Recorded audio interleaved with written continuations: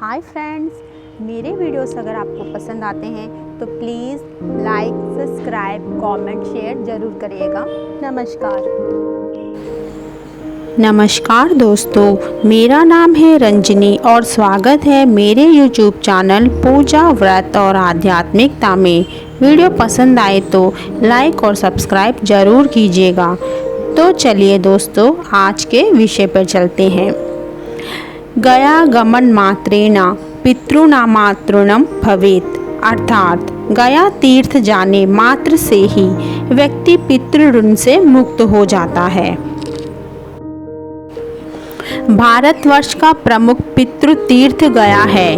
पितृ कामना करते हैं कि उसके वंश में कोई ऐसा पुत्र उत्पन्न हो जो गया जाकर वहां उनका श्राद्ध करे। इस नगरी का नाम गया महान तपस्वी गयासुर राक्षस के नाम पर पड़ा है। बिहार की राजधानी पटना से करीब 104 किलोमीटर की दूरी पर बसा है गया जिला।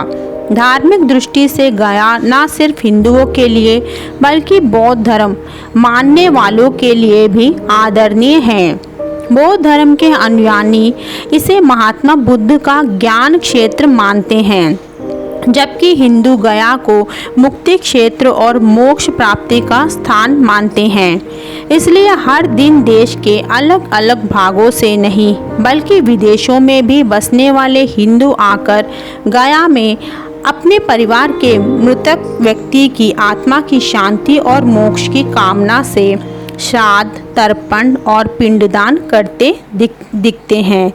मनुष्य अपने पितरों का श्राद्ध, तर्पण आदि का कार्य गया में जाकर करता है। वो न केवल खुद का बल्कि अपने पूर्वजों को भी स्वर्ग में स्थान दिलाता है। मान्यता है कि भगवान के अवतार भी गया में आकर अपने पितरों का पिंडदान किया था। इसमें भगवान राम, कृष्ण, युधिष्ठिर, भीष्म, बलराम आदि थे। सर्वप्रथम सतयुग में ब्रह्मा जी ने पिंडदान किया था। महाभारत के वन पर्व में भीष्म पितामह और पांडवों की गया यात्रा का उल्लेख मिलता है। श्री राम ने महाराजा दशरथ का पिंडदान गया में किया था। गया के पांडवों के पास जो साक्ष्य है उससे स्पष्ट है कि मौर्य और गुप्त राजाओं से लेकर कुमारिल भट्ट, चाणक्य, रामकृष्ण परमहंस और चैतन्य महाप्रभु जैसे महापुरुषों का भी गया में ही पिंडदान करने का प्रमाण मिलता है। दोस्तों, वायु पुराण के अनुसार आर्यावर्त के पूर्वी क्षेत्र में कोलाहल नाम के पर्वत पर गया नामक असुर ने हजारों वर्ष तक घनघोर तपस्या की। उनकी तपस्या से प्रभावित होकर भगवान विष्णु ने ब्रह्मा जी को उसे वरदान देने के लिए कहा। गयासुर को उसकी तपस्या के कारण वरदान मिला था कि जो भी उसे देखेगा या उसका स्पर्श करेगा उसे यमलोक नहीं जाना पड़ेगा। ऐसा व्यक्ति सीधे विष्णुलोक जाएगा। ब्रह्मा जी सभी देवताओं के साथ गयासुर के पास पहुँचे। उन्होंने गयासुर से वर मांगने को कहा। गयासुर ने वर मांगा कि समस्त देवताओं, ऋषियों और मुनियों का सभी पुण्य उसे प्राप्त हो जाए, उसका शरीर देवताओं की तरह पवित्र हो जाए और लोग उसके दर्शन मात्र से पाप मुक्त हो जाए। इस पर सभी देवताओं ने तथास्तु कह दिया। देवताओं के वरदान का परिणाम यह हुआ कि जो भी उसके दर्शन करता वो पाप मुक्त होकर पवित्र हो जाता था। उस गयासुर के पास जाने वाला हर जीव स्वर्ग जाने लगा। इस वरदान के कारण यमलोक सूना होने लगा। विधि के विधान को समाप्त होकर देखकर ब्रह्मा जी भगवान विष्णु जी के आदेश पर गयासुर के पास गए। उन्होंने कहा, हे परम पुण्य गयासुर, मुझे ब्रह्म यज्ञ करना है और तुम्हारे समान पुण्य भूमि मुझे कहीं नहीं मिली। अतः तुम अपनी 20 कोस में व्यापक शरीर को मुझे प्रदान कर दो। गयासुर ने यज्ञ के लिए ब्रह्मा जी को अपना शरीर दे दिया।